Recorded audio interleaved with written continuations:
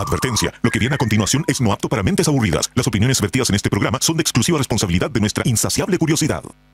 Señoras y señores, porque toda la vida tiene su ciencia, aquí comienza All You Need Is Love. El show de ciencia y tecnología más querido del mundo, con la conducción del periodista Iván Rimaza. ¿Cómo están? ¿Cómo está el público gigante que tenemos acá en este estudio? Oigan, como que no me quiero ir a acostar.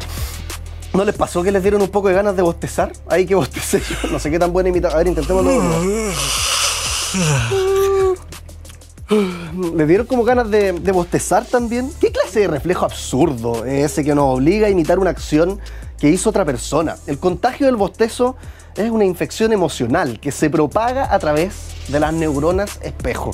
Las neuronas espejo son células cerebrales que se activan cuando tú haces algo o cuando ves a otro hacerlo también. Fueron descritas por Giacomo Rizzolatti mientras estudiaba macacos en su trabajo, que era la Universidad de Parma. Ahí vimos que si un mono veía a otro levantar una manzana, su cerebro reaccionaba como si la estuviera levantando él. O sea, la imitación completa, y obviamente de ahí a imitar un bostezo había un solo paso.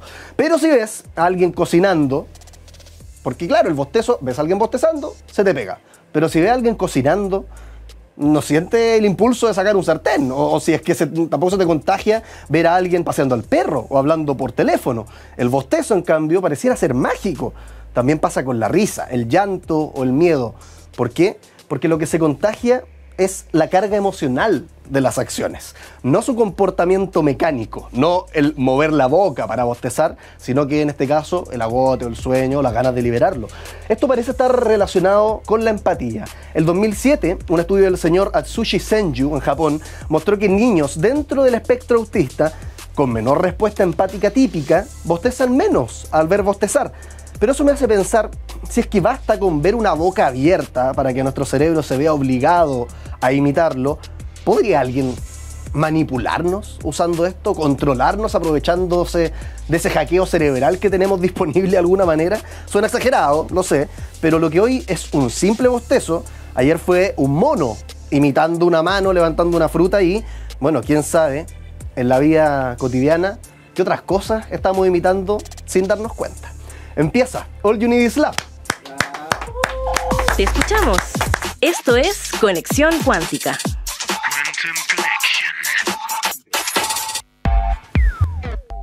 Los leemos, los escuchamos, esa es la idea, un poco de esta sección, que ustedes revisen nuestras redes sociales, @stgo.tv, también @radiousach, @usachoficial, @diariousach, cualquier cosa que tenga Usach puede que nos encuentres de alguna manera, y también revisar parte de las entrevistas que hacemos a día acá en All You Need Is Love. Y en una de ellas, que estuvimos hablando sobre vida extraterrestre, congreso futuro y tantas otras cosas, hicimos la siguiente pregunta: ¿son reales los aliens?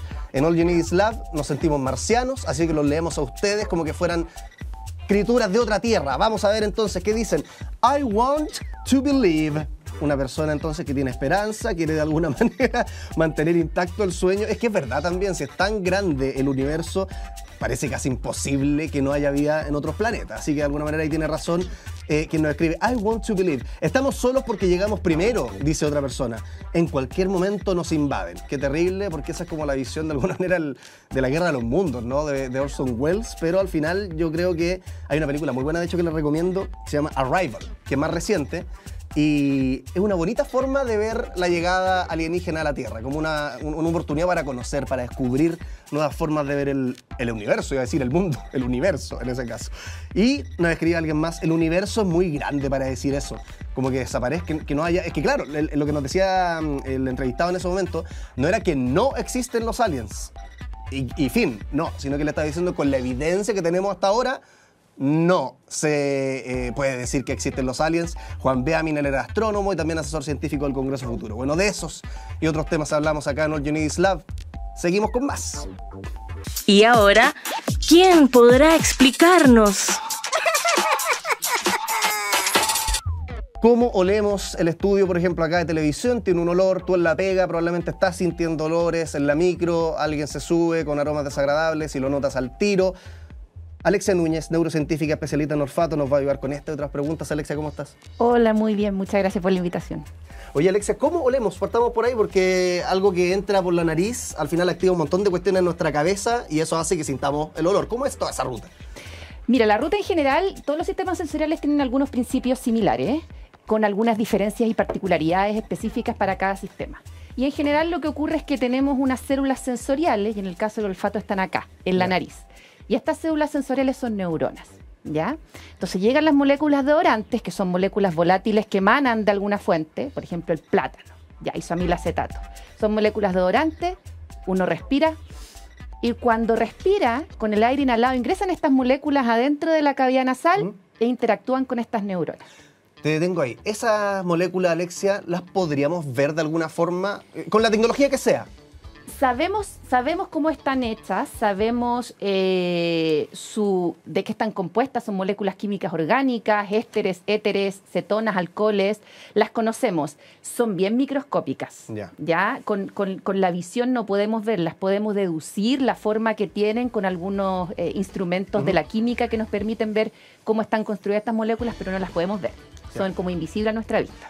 Y una vez que entran, entonces hacen contacto, aterrizan, por decir así, en las neuronas. Claro. ¿Y las neuronas qué señal mandan a nuestra cabeza? Porque no es lo mismo oler, como tú decías, un plátano que, un excremento. Exacto. Bueno, resulta que las neuronas tienen unas proteínas en la membrana que se llaman receptores. Y estos receptores son como unas puertas, unas chapas de unas puertas, y las moléculas de odorantes son como unas llaves. Entonces, moléculas de odorantes... hay muchas chapas. Supongo. Hay muchas chapas, pero fíjate que no hay tantas chapas como uno creería, porque ¿cuántos olores crees tú, odorantes, moléculas crees tú que nosotros podemos percibir? Pucha, voy a hacer trampa porque nosotros ya hablamos de esto en otra entrevista una vez, pero la gente que está en la casa, ¿qué es lo que tiende a pensar, Alexia? Que son poquitas. O sea, piensan que son varias, pero no tantas como podemos de verdad percibir. Y la verdad es que los seres humanos podemos percibir decenas de miles de odorantes distintos. Incluso podemos tener la capacidad en nuestro sistema de percibir moléculas que ni siquiera existen y que están creando en laboratorios sintéticos hoy en día para las industrias de los perfumes, etcétera, están generando moléculas químicas y podemos olerlas. O sea, eso me da a entender que son infinitos, casi o virtualmente infinitos. Casi infinitos. ¿Y por qué? Y fíjate que esto es lo entretenido, porque ¿cuántas chapas tenemos en estas neuronas? Los seres humanos, solo 350 chapas diferentes. No tenemos más, no tenemos menos. 350, no estamos aproximados. Bueno, aprox. 350, contado, está estudiado. Lo conocemos. Los seres humanos tenemos 350 chapas receptores de odorantes distintos en nuestras neuronas.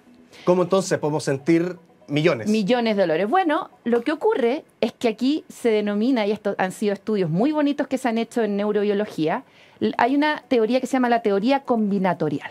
¿Ya? Entonces, ¿qué dice esto? Una molécula de odorante, por ejemplo, la molécula del plátano, isomilacetato, ¿ya? El plátano está compuesto por muchos odorantes, es una mezcla de odorantes, pero el más particular se llama isomilacetato. Y el isomilacetato puede activar diferentes chapas. Y una chapa se puede abrir con diferentes odorantes. Ahora se abren un poquito, se abren mucho, eso depende de la concentración, y ahí se empieza a generar una combinación especial y particular para cada mezcla de odorantes que estamos oliendo, que luego va a transmitir la información al cerebro. Es como con los colores, de alguna manera. O sea, yo mezclo pintura, o incluso la pantalla que está acá atrás mío, no sé si lo están viendo ahí en la casa, si es que uno le hiciera un zoom microscópico a esta cuestión, serían muchos píxeles rojo, azul y verde. Pero al estar de lejos se nos combinan. Es un poco lo mismo, tenemos 350 chapas, pero nuestra cabeza lo mezcla de tal forma que nos genera la ilusión de infinitos olores al final. Exactamente, eso es exactamente lo que está pasando y van aumentando. Entonces cada molécula de odorante, cada mezcla de odorantes que llega a tu nariz abre un número de chapas que es único para esa molécula de odorantes a esa concentración. Oye, y respecto de la emoción que nos genera el olor, porque eso es fascinante en el sentido de que yo creo que no hay sentido que vaya más vinculado a la emoción. Claro, yo escucho música de repente y también me puede emocionar, puedo ver algo y también me puede emocionar, pero el olor es como inmediato. ¿Y qué es lo que pasa ahí con esa asociación? Voy a dar dos ejemplos como para tensionar un poco la conversa, porque por ejemplo hablamos de los plátanos. Y voy a dar un ejemplo extremo, pero imaginemos una persona que, no sé, fue torturada en un entorno donde hay puras cosechas de plátano. Se libera, vive una vida normal, no sé qué, pero de ahí en adelante asocia ese olor a plátano, contrario quizás a nosotros, que rico, dulce, postre, qué sé yo, a horrores. Y es el mismo estímulo. Exacto. Así como hay gente, y este ya es un ejemplo menos extremo, que le gusta y no le gusta el olor a la benzina. Y así podemos seguir. ¿Por qué pasa eso? Incluso con, te digo, el plátano. Podríamos transformarlo en algo que nos traiga dolor. Como la naranja mecánica, la de las Claro, visiones, claro. lo mismo, sí. Tal cual. Mira, esa es una súper buena pregunta y entonces te voy a contestar esto. Primero te voy a contar por qué el olfato está tan relacionado con la las emoción. emociones, a diferencia de otros sentidos, ¿ya? Y lo que ocurre es que estas neuronas que tenemos en la nariz se van a una región del cerebro que se llama bulbo olfatorio y de ahí se va directo a otras regiones cerebrales que están asociadas con las emociones directamente. Amígdala. Ya. La amígdala es una región del cerebro que está súper relacionada con las emociones en mamíferos, en seres humanos, etcétera. Ocurre que otros sentidos, por ejemplo la visión, la audición, el tacto, el sistema somatosensorial, tienen muchos más, pasan por muchas otras regiones del cerebro antes de llegar a estas regiones emocionales. No es express. No es express, no es Tiene todas las directo, paradas. pasa por todas las estaciones. Acá nos saltamos todas las estaciones y llegamos directo al circuito de las emociones. Claro. Entonces, evidentemente, un olor es capaz de generar una emoción, de ser que sentir tristeza, pertenencia, alegría, como ningún otro sentido sensorial. ¿Ya? Ahora, como tú bien dices, debido a esto también los olores son capaces de a nosotros generarnos tantas emociones que no, por un lado, son capaces de llevarnos al pasado, a la casa de la abuelita, al olor a cazuelas o paipillas que nos hacía la abuelita, pero con una intensidad impresionante, pero también tiene esa capacidad de poder asociar estímulos con estas experiencias que pueden no ser tan felices, claro. Traumáticas. Entonces, ¿qué ocurre? Lo que pasa es que en general, y esto no solamente con el sistema olfatorio, sino con todos los sentidos, nosotros respondemos a los estímulos guiados por dos formas que ocurren en nuestra vida. Una es por nuestra genética. Ya nosotros estamos con nuestra genética, podemos responder a ciertos estímulos de cierta forma, pero también la experiencia que vamos teniendo en la vida. Y la experiencia que nosotros tenemos en la vida puede cambiar cómo uno responde a esos estímulos. Y termina pesando más que la genética muchas veces. Muchas veces exactamente termina pesando más que la genética. Hay algunos que no, hay algunos que la genética es muy fuerte y eso uno lo puede ver en mamíferos, en donde hay respuestas que son muy difíciles de poder cambiar con la experiencia, pero hay otras que sí. Y por ejemplo, el olor a plátano, en una situación desagradable, de tristeza, de horrores, evidentemente cambia cómo ese organismo reacciona a ese estímulo. Y eso se genera porque se van cambiando la comunicación de las neuronas que tenemos en el cerebro y va cambiando cómo va relacionándose estos circuitos neuronales. El cerebro se va como acostumbrando a que cuando yo siento emoción, pena, dolor, angustia, también va acompañado de este olor. Exacto. Entonces después, cuando al revés, en vez de aparecer la emoción primero y después el olor, cuando aparece el olor primero, completa y dice, bueno, tengo que sentir dolor, angustia y lo mismo. Claro, Está se van como acostumbrado. gatillando estos circuitos, van como activando estos circuitos neuronales que están asociados a la tristeza, al horror, etcétera. Y eso ocurre también porque el cerebro es plástico, así se llama, ¿no? El cerebro es plástico, el cerebro cambia, el cerebro puede cambiar para bien, para mal, aprendemos, olvidamos toda la vida hasta que nos morimos, y por eso entonces también podemos cambiar este valor hedónico que nosotros tenemos frente a estos estímulos. Y en general, ¿cuáles son los...? Supongo que la respuesta está clara, pero los que la genética predispone, ya hablamos, excremento, yo creo que en general hay poca gente que nazca como naturalmente con un gusto por ese aroma. Y por el otro lado, no sé, cosas como la lavanda o aromaterapias, como que nos lleva... No sé, hablemos de la genética, como qué cuestiones al nacer ya nos parecen ricas y desagradables. Mira, en los seres humanos no es tan claro como con otros mamíferos. ¿Ya? Somos más difíciles de estudiar. Claro, es que efectivamente somos más difíciles de estudiar. Sin embargo, sabemos algunas cuestiones. Por ejemplo, los bebés son capaces de guiarse por algunos aceites y aromas que salen del pezón de la madre, por ejemplo. Ya eso en ratones se ha estudiado muchísimo. El concepto de feromonas, por ejemplo, que en humanos todavía es controversial. Si quieres podemos hablar de eso, de la feromona. Es controversial en seres humanos, pero hay estímulos deodorantes que efectivamente son placenteros para los seres humanos. Hay algunos otros, por ejemplo, que genéticamente seres humanos no pueden oler. algunos seres humanos. Por ejemplo, cuando comen espárrago, existe una enzima en el cuerpo de los seres humanos que rompe esa molécula y emana odorantes específicos, y hay gente que simplemente no tiene esa enzima y no tiene tampoco la capacidad de poder oler esos odorantes. Entonces, genéticamente, efectivamente, hay odorantes que podemos oler, otros que no, algunos que gustan, otros que no. La otra duda, tú hablabas de las feromonas y me recordó que en otro programa partí hablando yo de por qué nos gusta el olor a guagua. Y lo respondí yo lo mejor que pude desde mi ignorancia investigando. Pero aparecían las feromonas dentro de una respuesta, ¿no? Nos recuerda al apego. Lo bonito también de esa reflexión ahí, que la pueden revisar siempre, está en YouTube, disponible en distintos lados, es que desaparece también el olor a guagua. Entonces, de alguna manera es como la naturaleza diciéndonos, bueno, quizás la guagua ya no necesita tanto el apego, que en un momento nos genera esas ganas de tener a la guaguita cerca, ¿no? Hablemos de las feromonas, los bebés, porque dijiste que era una cuestión que no está tan escrita sobre piedra. Claro, no está tan escrita sobre piedra porque, por ejemplo, en otros mamíferos que no son los seres humanos, por ejemplo, los ratones, que se ha estudiado mucho, existen dos sistemas olfatorios complementarios. Uno que es el sistema olfatorio, que es muy parecido al que tenemos nosotros, que se llama principal, y hay otro que se llama accesorio, que está en otro tejido, en la punta de la nariz, que proyecta a otra región y da ahí directo a la amígdala, que es esta región de las emociones. Y ese sistema que está especializado para la detección de feromonas que producen respuestas sociales, afectivas, se vincula mucho con el amor en la cultura popular. Exacto. Claro. Nosotros los seres humanos no tenemos este segundo sistema olfatorio, ¿ya? Pero lo tenemos en estado embrionario los seres humanos, pero después desaparece. Entonces, ¿pero qué ocurre? Ocurre que este sistema principal, que es el único que tenemos nosotros, que fue el que describí yo recién, también tiene la capacidad, o podría tener la capacidad de responder a feromonas. Es cuestionable, y no es cuestionable, sino que es controversial, porque es difícil poder entender qué es lo que es una feromona y el comportamiento que tiene ese odorante. Entonces, hay estudios bien graciosos, si podemos llamarlo, en donde hay mujeres que, ¿no es cierto?, tienen que oler las poleras transpiradas de los hombres, porque son graciosos como la metodología que utiliza. Entonces los hombres les ponen a hacer ejercicio, después le pasan la polera y las mujeres tienen que olerla y tienen que graduar en una escala el atractivo sexual, por ejemplo, que sienten por esa persona, en base a los olores después de haber sido expuestos a estas feromonas.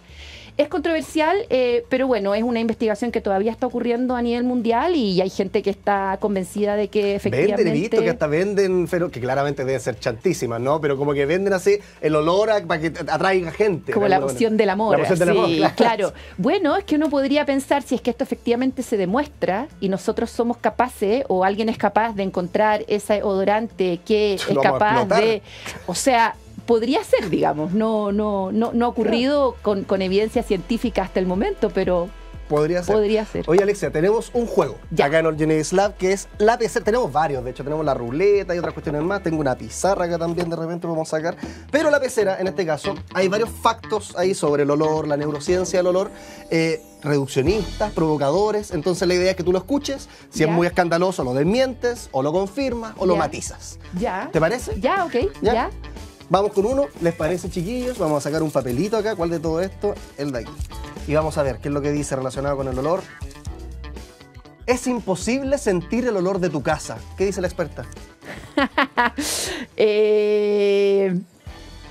No sé si es imposible, ¿ya? Pero es efectivo que ocurre que cuando uno está expuesto a los mismos odorantes de manera muy continua, uno genera una adaptación a ese estímulo, ¿ya? Por lo mismo, cuando uno se echa perfume en la mañana, no está todo el día sintiendo ese olor a perfume, no está todo el día, y otra gente sí lo siente, ¿no? Y eso ocurre porque tenemos mecanismos neuronales que justamente generan adaptación al estímulo, ¿ya? Eso puede ser a nivel de estas células de la nariz, que se activan y luego ya comienzan a generar una inhibición del estímulo. Y también puede ser más central, digamos, en el cerebro, adentro en la corteza, en el bulbo olfatorio, que son las regiones donde se procesa el olfato, que también tienen mecanismos de retroalimentación, ¿ya? Ahora, si tú te pones a pensar, yo no siento mi perfume, ¿no? Que es lo mismo lo de la casa. Pero si yo de repente me concentro y huelo la chaqueta, Pero porque estoy Ya concentrado. estoy concentrado, ¿no es cierto? Y voy a la chaqueta y hago una inhalación profunda. Allí muchas veces comienzo a percibir esa mezcla de odorante. ¿Y por qué? Porque ocurren dos cosas. Primero, aumento la concentración de moléculas de odorante en la nariz porque inhalé muy profundamente, entonces tengo más odorantes que están activando las células. Y por otro lado, cuando uno presta atención, se liberan unas moléculas en el cerebro que se llaman neuromoduladores como acetilcolina. Que es cuando nos enfocamos. Cuando uno presta atención, uno de los neuromoduladores por excelencia es la acetilcolina. Y la acetilcolina, cuando se libera en el cerebro, hay todos unos procesos que estamos estudiando, que tenemos alguna evidencia, pero que no te la voy a contar ahora en detalle, pero lo que hace es que finalmente genera que las neuronas que están siendo activadas por este odorante se activen más. ¿Ya? Y uno sea capaz de discriminar mejor ese estímulo. O sea, hay muchos olores que uno podría de repente no estar sintiendo y que están ahí. Me acuerdo de una... medio ridículo la asociación, pero yo creo que hay un vínculo. Una cuña que dio en algún momento el alcalde Char de Valparaíso en su momento. No me acuerdo qué canal fue, pero la periodista le preguntaba, oiga, ¿y qué pasa con esto? Todos dicen que Valparaíso huele a pipí, que nadie lo cuida, en fin, patrimonio de UNESCO. Y el alcalde responde, y fue como controversial, yo no creo que huela a pipí Valparaíso. Entonces, yo cuando escuché eso dije, bueno, puede que esté acostumbrado también y no lo esté oliendo. Sí, bueno, yo creo que, ojalá que se haya paseado por las calles que en verdad huelen a pipí, pero puede ser que efectivamente genere procesos adaptativos de la percepción de los estímulos, y eso ocurre con muchos otros estímulos también auditivos, ¿no es cierto? Cuando hay mucha música de fondo y de repente uno se está concentrando en algo, uno es capaz de diferenciar de ese fondo, de ese background, aquello que le interesa y le está prestando atención. Es interesante que en este caso la exposición continua y el acostumbramiento hace que al final no es que lo sintamos más de fondo, sino que derechamente desaparezca. La percepción. Sí, la percepción del olor, y también muchas veces porque los odorantes siguen estando en la nariz. Oh, claro. Los odorantes siguen estando en la nariz, pero cambia cómo activan las neuronas que tenemos en la nariz y estos mecanismos de retroalimentación que tenemos en el cerebro. Y por suerte no es tan permanente el efecto de acostumbramiento, lo digo, no sé si habrá evidencias, debe haberla, pero desde mi experiencia personal, uno se va un fin de semana a la playa, vuelve y ya le sienta a la casa un olor. Es verdad. Entonces sí, el cerebro es muy plástico para engañarnos y decir, ya no hueles nada, pero también después para decir, ahora sí huelo. O sea, has cambiado de opinión bien rápido también. Lo que pasa es que el sistema es bien plástico y los sistemas, la adaptación justamente ocurre por periodos en donde uno está expuesto al estímulo. Evidentemente, si tú estás mucho tiempo fuera de la exposición a estímulo, nuevamente comienzan a activarse estos circuitos que están, digamos, disponibles para ser activados por los odorantes. Oye, Alexia, tú me decías, yo creo que es un tema por el que podemos cerrar, la otra vez lo hablamos y fue fascinante también, lo de la aromaterapia. De hecho, no te hacen ni una pregunta tan elaborada. ¿Verdadero o falso? ¿Aromaterapia funciona o no? Mira, aromaterapia se ha utilizado por años, décadas, centenios, no sé, desde así la media que desde oler cosas nos trae ese. Exactamente. Ahora, han habido algunos estudios hoy día que las herramientas neurocientíficas y neurobiológicas que tenemos en los laboratorios hoy día nos han permitido entender un poco más qué ocurre con la aromaterapia. ¿Ya? Y la aromaterapia ocurre porque existen algunos aceites esenciales, por ejemplo la lavanda, etcétera, que al olerlos son capaces de interactuar y con nuestro cerebro de una manera diferente a otro tipo de moléculas de odorantes. No es que cualquier odorante tenga la potencialidad de ser aromaterapéutico, claro. ¿ya? Aromaterapéutico, sino que, por el contrario, son solamente algunos aceites, y estos aceites pueden ingresar al torrente sanguíneo a través de la piel, a través de incluso el mismo aire inhalado, etcétera, y llegan a nuestro cerebro. El odorante en este caso no entra solo por la nariz. No solo por la nariz, sino que también puede entrar por otras partes porque son aceites, y los aceites son capaces de entrar a la piel y luego entra a ahí no es tan necesario percibir, o sea, sí, lo percibimos, digamos, porque está cerca de nuestra nariz. Exacto. Pero también aporta el hecho de que el aceite se absorba con ese odorante. Exacto. Hay diferentes vías en donde el aceite puede interactuar con nuestro organismo. Wow. ¿Ya? Entonces, evidentemente, hay estudios que muestran que algunos aromas, como por ejemplo la lavanda, puede activar algunas regiones para disminuir, por ejemplo, procesos o conductas ansiosas. ¿ya? Y entonces habría dentro del mismo cerebro receptores, que son como estas chapas que te decía yo, pero que ahora responden a otros orantes, pero adentro del cerebro. Entonces también estaría pudiendo se aprovecha activar... un poco, porque hablábamos al principio de la experiencia versus la genética. La aromaterapia se aprovecha un poco de la genética. Exactamente, de la genética. Porque ya existen estas chapas en nuestro cerebro, ¿no es cierto? Entonces estos aceites lo que estarían haciendo, estarían interactuando con ellos y activando regiones. ¿Y por qué lo abro todo muy en condicional? Porque está en estudio esto. Sí. ¿Ya? Estos son avances de los últimos 4 años, papers que han ido saliendo, que nos han ido enseñando cuáles son las regiones que están activando, si es que de verdad son efectivos o no. Hay una potencialidad importante para poder estudiar el efecto, las bases neurobiológicas de la aromaterapia. Alexia Núñez, neurocientífica, especialista en el olfato, estamos hablando del olor y mucho más. Muchas gracias por estar acá en el programa. Un aplauso para esta invitada y seguimos haciendo más All You Need Is Love. La máquina del tiempo. ¿Cómo nos comunicábamos antes de que existiera? Bueno, podría poner muchos ejemplos acá. ¿Cómo nos comunicábamos antes de WhatsApp? ¿Cómo nos comunicábamos antes del correo? ¿Cómo nos comunicábamos antes del teléfono? ¿Cómo nos comunicábamos? Esa es la idea de la máquina del tiempo. En la antigüedad, señales de humo.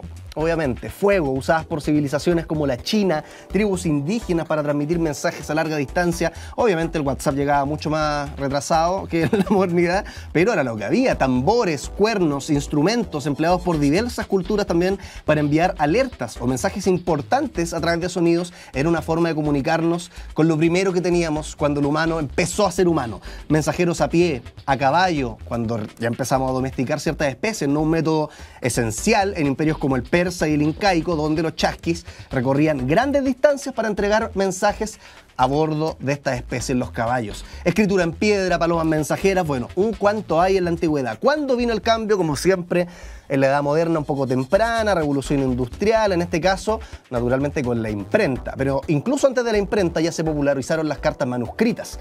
Pero la imprenta, inventada por Johannes Gutenberg, revolucionó la comunicación, pero hasta el día de hoy, al permitir no solamente la reproducción masiva de libros, panfletos, facilitando la difusión del conocimiento, sino que también hacer tipografía. El teclado que tenemos ahora, por ejemplo, que lo usamos en correo, lo usamos en todo, bueno, se ocupó también en el telégrafo en el siglo XIX, con el teléfono luego, en el siglo XIX también patentado por Graham Bell en el 1876, que revolucionó la comunicación al permitir conversaciones en tiempo real a larga distancia. En la actualidad, ya te lo decía al principio, tenemos por supuesto WhatsApp, tenemos celulares, tenemos internet, tenemos redes sociales.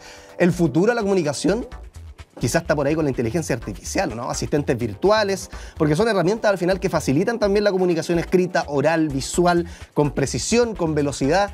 Y la verdad, yo ahora día a día también me cuestiono, este correo que recibí, ¿lo habrá escrito él? ¿Lo habrá escrito ella? ¿O lo ayudó ChatGPT? Eso es como el cuestionamiento de ahora de adelante. Si lo que nos comunicamos es 100% hecho por un humano, como el humo en la antigüedad, o hecho por un robot. Seguimos con All You Need Is Love. Hagamos la corta. Ciencia al paso.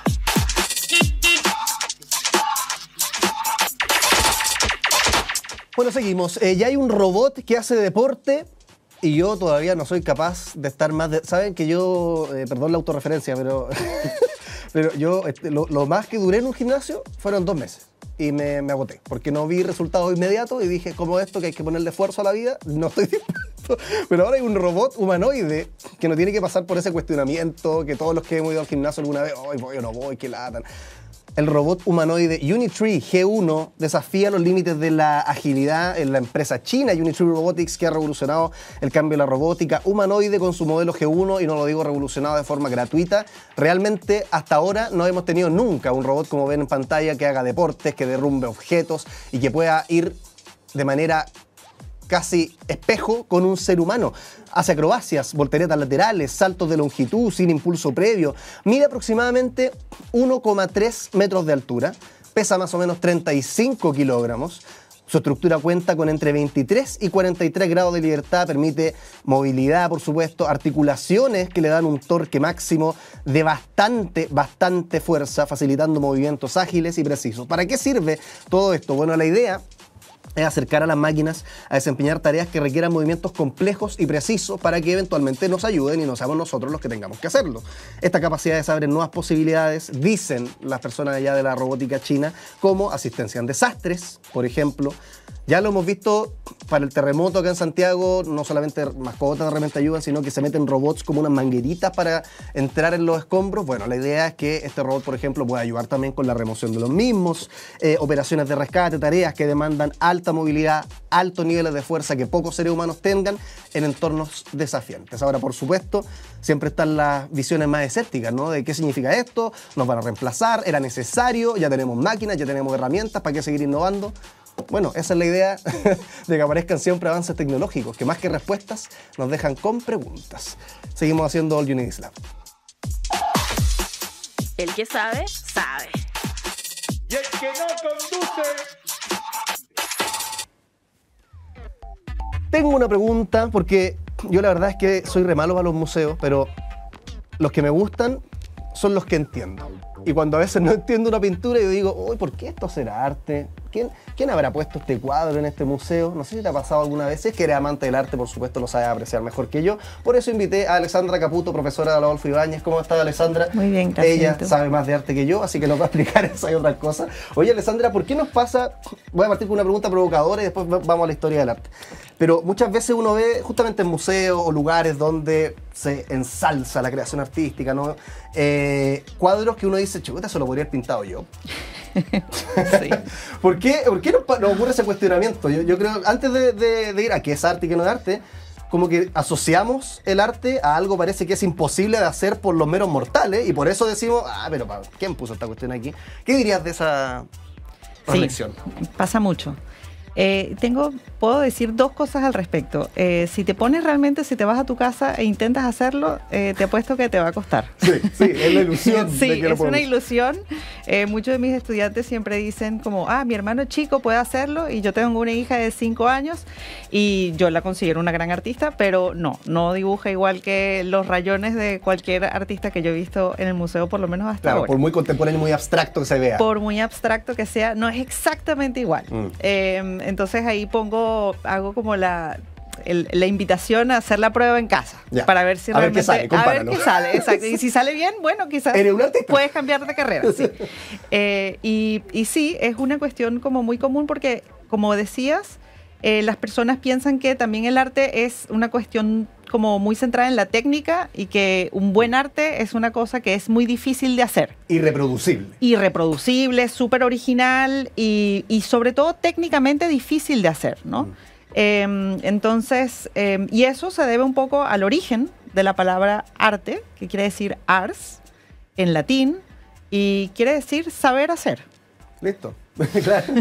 ¿No? Entonces, un poco, y ahí quizás me puedo conectar con la pregunta de qué es arte, y es que en su origen, en su etimología, o sea, el origen de la palabra arte, como decía, es saber hacer algo. Entonces, un buen panadero, un buen constructor, un buen ebanista puede ser un gran artista. Pero la cosa se complica.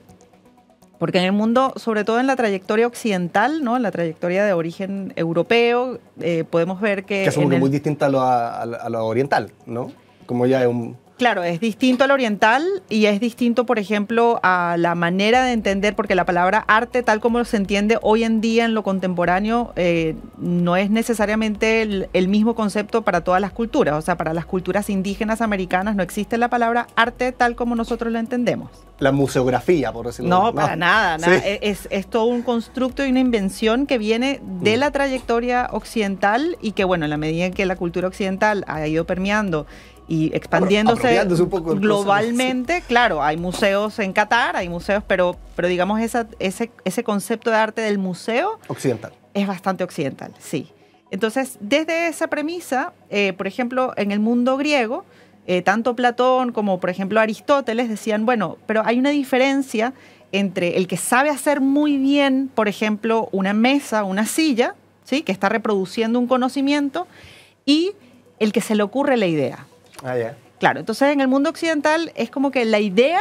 La idea versus la ejecución de la misma, digamos, ¿no? Claro, no solamente es hacer tener la pericia y la maestranza técnica de saber hacer una hermosa silla, ¿no? Preciosa, muy bien hecha, de buena calidad, sino también la idea de la innovación, ¿no? Como la cuestión de la creatividad, ¿sí? Entonces ahí viene un poco también el tema de que a veces no cuenta tanto la cuestión material, sino que cuenta la idea, ¿sí? Ahora, el museo, yo creo que para nosotros que hemos crecido en una cultura occidental,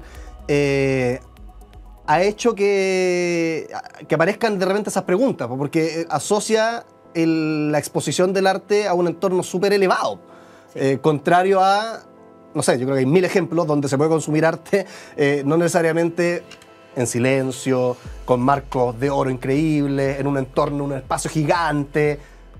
Es como que hemos hecho esa vinculación gracias a los museos, y al final eso nos hace pensar muchas veces que el arte tiene que ser elevado, pero no es necesario.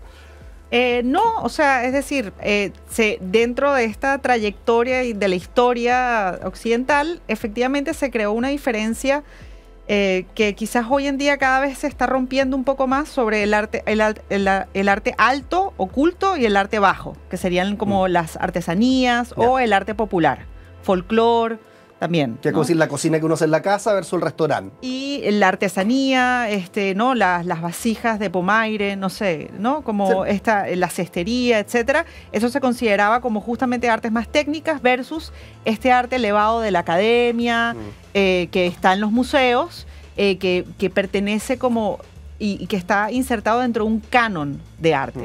Por eso digo que la palabra original de arte, si bien quiere decir de saber hacer, después hoy en día quiere decir muchas otras cosas. Claro. Y está asociado a un constructo que viene de la Ilustración, más o menos, que es sobre esta idea del arte canónico que expresa ideales y como un mensaje elevado que tiene que ver con, no sé, enalzar la cultura, etcétera, etcétera, etcétera. Pero no necesariamente es así. No necesariamente los artistas tienen que venir de la academia y venir de una trayectoria. Por ejemplo, perdona que te interrumpa, pero es que justo apareció ahí en la pantalla un apoyo de unos cuadros blancos. Puesto que de hecho es muy parecido a como si yo pusiera esto. Mira, así. Esto. Sí. Y con una etiqueta acá que dice, no sé, sin título, del artista tantito. Y es arte. Sí. Por ejemplo, Malevich en 1917, no me acuerdo exactamente la fecha, hace un cuadro muy famoso que se llama Blanco sobre Blanco. Que es básicamente algo muy similar a eso. Sí, pero justamente lo que estaban haciendo los artistas de vanguardia o los artistas modernos en ese momento era tratar de reflexionar en torno al color, reflexionar en torno a la forma, y es justamente como decía antes, es la cuestión como conceptual, y son las ideas que están detrás, que es lo que hacen que la obra valga algo. Entonces el arte moderno, en ese sentido, estábamos acostumbrados al arte académico, que era como naturalista, entonces era, bueno, pintas un paisaje súper bien, pero no todos los paisajes son buenas obras de arte, porque no necesariamente están realmente aportando o dando algo más a la humanidad, ¿no? La cosa interesante del mundo del arte es que no solamente evoca como una sensación de aprobación o desaprobación, sino que además tiene que generar un vínculo como racional también. O sea, hay una reflexión y te tiene que conmover, no solamente porque sí nomás, digamos. No lo estás haciendo porque sí. Entonces, claro, hay arte malo. Obvio. Hay música mala. Claro, sí. O sea, hay artistas, y bueno, un poco al final la historia lo que intenta es que la historia misma lo que hace es que, bueno, sobreviven y quedan los que realmente generaron un cambio y que de alguna manera trascienden la historia, ¿no? Pero un poco lo que estaban haciendo estos artistas que hacen cuadros blancos o negros o no sé, ¿no? Estas cosas que muchas veces la persona dicen, esto lo podría hacer yo o mi hijo, era más bien la idea que estaba detrás, que sí buscaba como valores trascendentales. Y qué buena esa, porque tú hiciste esa división al principio, entre la idea que se te ocurra hacer la silla y hacerla. Claro. Entonces ahí el valor se desplaza mucho más hacia la idea, porque uno dice, yo también, de hecho, como te digo, tengo acá este cuadro. Pero no por eso se me ocurrió toda la idea, toda la reflexión, el pensamiento crítico que hubo detrás del resultado final, ¿no? no basta con el resultado final en ese caso. No, y además, es decir, ¿por qué las sillas de autor, por ejemplo, para ir al mueble? Que hay muchas, la silla de autor, la original, te cuesta muchísimo dinero, pero después puedes ir a Falabella o a qué sé yo, sí. Exacto, y la compras en serio, porque justamente el valor de la silla en masa es que simplemente está reproduciendo esa silla, sí. Y ya, pero no se le ocurrió la idea original. Y ahí entra todo el tema de los derechos de autor y el tema de la originalidad, etcétera, que es la idea lo que cuenta finalmente, ¿no? Entonces... No si es que puedo reproducirlo técnicamente. No, entonces el problema es que efectivamente el arte moderno sí tengo que admitir que es muy elitista quizás y tienes que tener una cantidad de información previa y de conocimiento previo como para poder ver un cuadro blanco, claro. Y decir, y está en medio de un super museo y dices, wow, es el cuadro blanco de Malevich. Claro, yo me emocionaría. Hizo toda esta reflexión de los colores, lo exacto, entiendo. Y que era un místico, ¿no? Estaba buscando como la trascendencia absoluta. Entonces, vamos juntos al museo y yo me voy a emocionar y tú me vas a mirar y me vas a decir, ¿qué estás viendo? Que yo no veo. Pero entonces te tengo que explicar y te digo, bueno, es que estaba este señor que se llamaba Malevich, ¿qué tal? Y estuvo experimentando un montón de años hasta que llegó a la solución de dijo, bueno, lo único que puedo hacer es una obra blanca, porque no tengo más nada que decir. Increíble. ¿No? Entonces tú dices, bueno, ok, está bien, ¿no? Y se tuvo que retractar, de hecho, porque después de que pintas una obra negra y una obra blanca, en este ¿qué caso, haces? no sé si es una buena analogía, pero lo pensé, es como que no me estoy leyendo el libro y estoy viendo la portada nomás al final. Claro. Claro, hay que profundizar. Necesitas un poco más de contexto y entonces ahí dices, ok, ¿no? Como el urinario de Marcel Duchamp que genera bueno, siempre... después vamos a hablar, de hecho, del urinario de Marcel Duchamp, pero quería hacer esta reflexión también de que el cuadro blanco o estas pinturas que parecen que las podría hacer un niño, o en fin, todas estas cosas más recientes, de hecho por ahí va un poco la pregunta y reflexión, no ha sido siempre así. O sea, ha habido una respuesta a romper, yo creo, con ciertas reglas y estructuras, ¿no? Porque antes, de nuevo, no sé mucho historia del arte, pero en general uno ve cuadros más antiguos y son bien concretos. O sea, paisajes, caras, retratos, flores, en fin. Entiendo, sin necesidad de mayor conocimiento previo de lo que estoy viendo. Pero de un momento a la fecha empiezan a aparecer estas cosas que nos hacen cuestionarnos lo que es el arte, como cuadros blancos o cosas que parecieran ser fácilmente reproducibles. Sí. O indignantes como eso, urinario. Claro. Sí, en realidad tuvimos una fase muy larga, bueno, no sé, depende porque dentro de, si vemos la historia de la humanidad, no es tan larga si te pones a dar cuenta, pero en el mundo clásico, en la Grecia antigua, hubo un momento en donde se pasó de ser un arte muy abstracto, muy sintético, a un arte que buscaba imitar la realidad físico-tangible como si fuese real, ¿no? O sea, hacer un racimo de uvas tan realista que los pájaros, ¿no?, se estrellaban contra el mural donde se habían pintado esas uvas, ¿no? Entonces, esta cuestión mimética de que yo puedo reconocer una representación y que se parece mucho a la realidad, es algo que genera empatía muy rápidamente. Obvio. ¿No? Sí. Entonces, no necesitas mucho contexto, ¿sí? Tú puedes ver una uva y puedes ver un señor, ¿sí? Un señor gordito con unos racimos de uva bebiendo vino. Y tú dices, un señor gordito con unos racimos de uva, lo puedo reconocer. Pero aparte de ese reconocimiento básico, señor racimo de uva, yo también te puedo ir contextualizando. No, es que no es cualquier persona, es Baco o es Dionisos, que es un dios, que es el dios del vino y que representa las artes dionisíacas y ahí puedo irme, ¿no?, a darte muchísimo contexto que nos va a hablar sobre una cultura, es decir, tú puedes profundizar mucho, pero está esa empatía inicial que es reconocer la obra de arte. Entonces el arte, como lo llamamos, mimético naturalista, es decir, que imita la naturaleza, ¿ok?, o trata de hacer como si fuese realidad, como si fuese una fotografía, esa es mucho más fácil de entender, ¿sí? Pero, repito, puede ser un paisaje muy realista, pero realmente, Siempre profundizar me va a ayudar, digamos, siempre. Y a veces ese paisaje no dice nada, entonces me dicen, pero este paisaje está muy bien hecho, ¿por qué no es famoso este artista? Bueno, porque no hizo nada nuevo.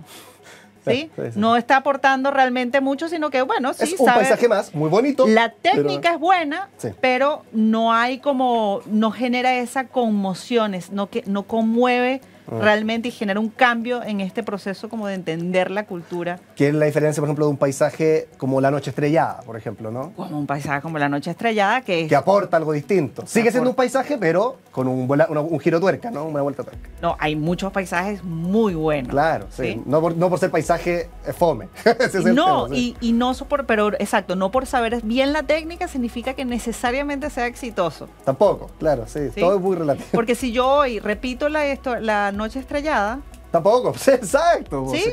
Eres una tú me imitadora. dices, oye, buenísimo. Pero eres una muy buena imitadora. muy buena imitadora, ¿sí? Sí. Y bueno, tiene su valor, no sé. Tiene lo ahí. mismo que ser muy buena creadora. Pero quizás no vaya a estar en el museo, ¿no? O Tal cual. a menos que hagamos una exposición sobre buenos imitadores. Oye, tengo un juego, Alessandra Caputo, acá en este programa, que se llama La Ruleta. Y está aquí, y es una ruleta, casualmente. No nos asustemos porque cada uno de estos colores tiene que ver con una pregunta relacionada con la historia del arte. Okay. O con el arte en general. Entonces va a aparecer acá una pregunta y la idea es que nos tomemos la pregunta, vamos a hacerla a la 1, 2, 3. Son preguntas como que podría haber hecho un niño. Okay. Entonces tomémonos la pregunta, aunque parezca loca, con la mayor seriedad posible. Va a parar en 3, 2, 1, color azul. Entonces ese color azul corresponde a la siguiente pregunta. ¿Por qué un water es arte? No cualquier water es arte. Un señor, bueno, no se sabe, hay una historia muy interesante detrás, pero hubo una exposición en la que se expuso un váter en 1917 y fue la primera vez que se expuso y además se puso una firma, ¿sí? Entonces había como esta intención de decir, ok, esto lo voy a catalogar yo como arte. Entonces, es la primera vez que se hace. Repito, Sí. o sea, también hay un tema ahí con el lugar, el momento adecuado y el lugar adecuado y que sea pertinente, ¿no? Entonces, en 1917, cuando sucede esto, genera como una gran conmoción porque justamente el arte estaba cambiando de un arte más canónico, academicista, de esta cosa de representar bien la naturaleza y ser muy Seguir realista, muchas reglas, ¿no? Entonces, los artistas de vanguardia empiezan a romper con estas reglas, empieza Picasso, ¿no? En fin, y se empieza a romper con esta idea de que el arte tenía que representar algo como si fuese realista. Y después llegan, realmente Marcel Duchamp se sitúa con otro grupo de artistas que es el dadaísmo. Él no era dadaísta, pero ellos ya estaban metiéndole como un tema más conceptual al arte y estaban haciendo más juegos irreverentes. Entonces él, en una galería, pone este inodoro, bueno, como una forma de irreverencia, como una forma de ruptura, ¿sí? De decir, bueno, aparte que estamos en 1917, estamos, justamente acaba de terminar la Primera Guerra Mundial, entonces toda esta idea hay que tomárselo también como, bueno, esta idea de la humanidad y del arte que refleja la grandeza de la humanidad, pero ¿qué está haciendo la humanidad realmente en 1917? ¿A qué está llegando? ¿Sí? En plena guerra, además. Entonces, no, también hay como muchas capas de reflexión que puede haber detrás de... Y en este caso yo creo que no hay mejor ejemplo de lo que era la idea detrás, porque así como con yo le digo cuadro blanco de manera irrespetuosa, pero así como el cuadro blanco tiene toda una reflexión detrás, bueno, no hay mayor ejemplo de cuál era la idea de poner un inodoro como arte que el hecho de que lo estemos abordando ahora, porque nos hace cuestionarnos lo que es arte. Claro, y que sobrevive hasta el día de hoy y cambió por completo las reglas de juego. Mucha gente dice como que, oye, la verdad es que como que Duchamp agarró el tablero y... Acá está, ¿no? Sí, es este. Sí. Y Duchamp agarró el tablero de juego y ya listo, rompió. Entonces tampoco puede ser desde una cierta perspectiva decir, bueno, ahorita es medio trampa porque ahorita todo es válido y eso complica mucho las cosas. Sí. Bueno, entonces realmente qué es una buena obra de arte y que no puedo llegar y poner una rueda de bicicleta sobre un banco, que es otra obra de Marcel Duchamp, y eso ya es una obra de arte. Bueno, es que, a ver, depende del momento y del lugar, sí, ¿no? O sea, es decir, en ese momento era una propuesta sumamente osada y radical que cambiaba completamente la manera de ver el arte y de ver un poco la humanidad y las supuestas ínfulas civilizatorias que tenía Europa en ese momento. Y es increíble, no sé si lo compartes, pero que, a ver, 1917, el water, no sé, Duchamp más o menos qué año también, por ahí 1917, pero pongámosle 100 años atrás. ¿Sí? Ya se estaban haciendo estas cosas bien rupturistas, pero parece que en nuestra mente, en el imaginario colectivo, personas como yo, que no sabemos mucho de arte, no lo consumimos en museos tanto, me encanta la música, por ejemplo, pero no estoy tan expuesto como al alto arte, pero sigue pesando más esta idea de las reglas que estaban como antes del 1900, pese a que ya llevamos 100 años tratando de romperla. Todavía, por ejemplo, sin ir más lejos, frente al Museo Nacional de Bellas Artes del 2023, me acuerdo, pusieron una piedra gigante con unas rayas. Y todavía, pese a que hace 100 años el urinal nos hizo cuestionarlo lo mismo, 100 años después seguimos impactándonos igual. ¡Ay, pero por qué esta piedra de arte! Sigue la misma discusión. Sí, bueno, Pesa mucho el pasado, ¿no? Pesa mucho el pasado, pesa mucho este lenguaje que, como decía, encuentra una mayor empatía. Yo creo que sí es reflejo, o sea, el arte, haz de cuenta que es como el reflejo de lo que somos. Y se adelanta un poquito. O sea, el arte siempre está reflejando un poquito de vanguardia lo que está pasando.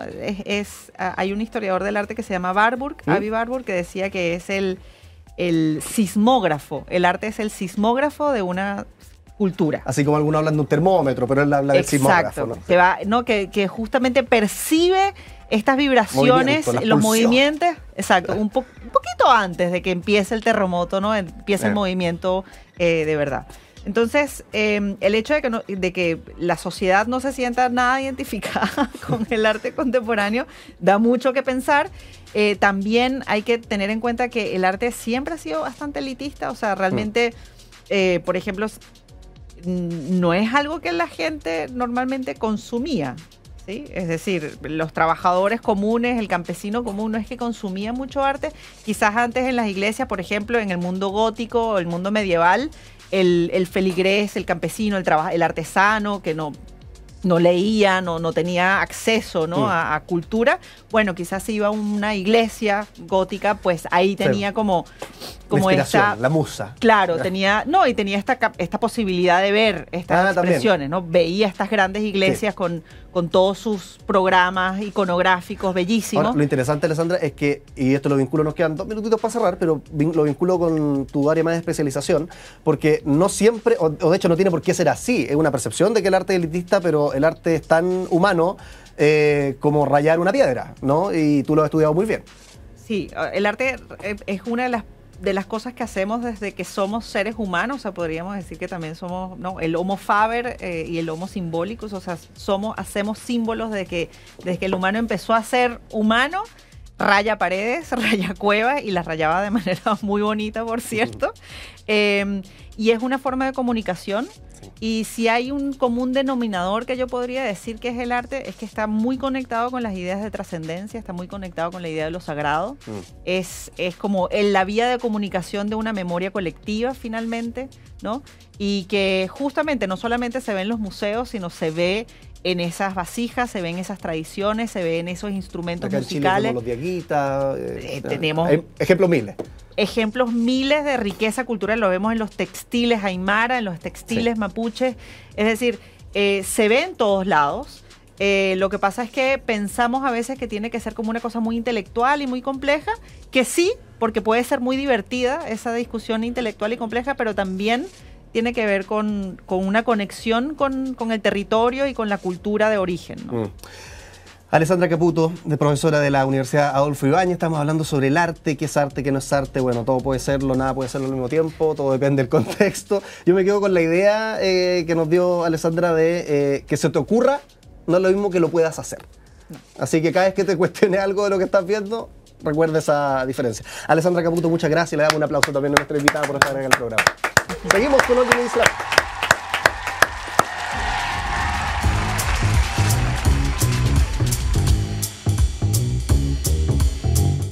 Bueno, llegó la hora de despedirnos. ¿Ves que no solamente hablamos de ciencia y tecnología? De hecho, hoy día hablamos del olfato, hablamos de el arte, qué es arte, qué no es arte. Otro día puede que hablemos de derecho, otro día puede que hablemos de teatro. Y así vamos curioseando, porque no se trata solo de que esto sea un laboratorio. Al final es un laboratorio de la curiosidad, de resolver dudas con la gente apropiada porque la verdad es que yo no sé nada. Yo solo sé conducir este programa. Ya, le damos un agradecimiento a todo el equipo. Recuerda que nos puedes ver completamente en vivo en distintos canales y plataformas, y siempre queda disponible en YouTube también el capítulo de All You Need Is Love en el canal de Santiago TV para que lo revises. Redes sociales, stgo.tv, @Radio Usach, @Diario Usach en Instagram. Te leemos como siempre para que escribas e interactuemos. Nos vemos otro día. Que estés bien. Chao, chao.